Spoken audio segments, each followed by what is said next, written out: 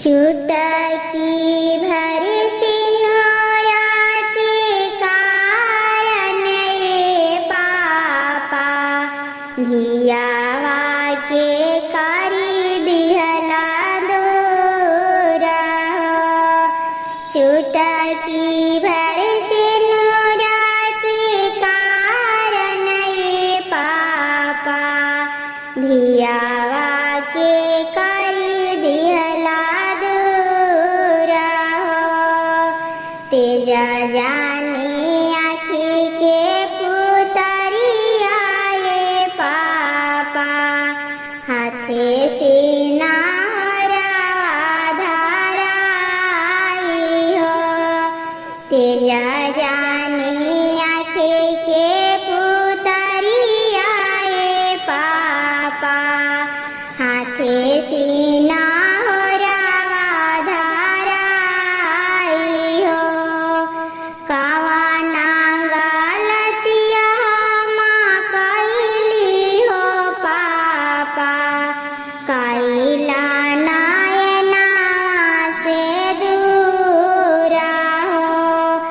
कावा निगलतिया माँ कैली जी पापा कैला नायना से दूरा हो।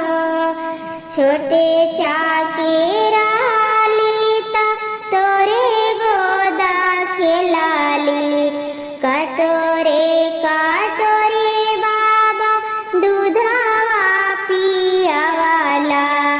सोने के पालनावा में झुलुआ झूलावाला फिरा काहे होला माजा बुरा हो। फिरा काहे होला माजा बुरा हो। हाथावा में हाथावा धरवाला तू हमारी कैला नायनावा से दूरा हो। हाथावा में हाथावा धरवाला तू हमारी कैला नायनावा से दूरा हो।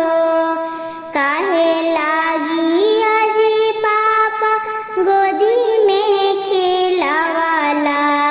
काहे लागी अजी बाबा दूधवा पियावाला। काहे लागी अजी पापा गोदी में खिलावाला। काहे लागी अजी पापा दूधवा पियावाला। जब मालिवा पराया घर की हो तोरा बेटी दिला त्यागी। जब मालिवा पराया घर की हो जब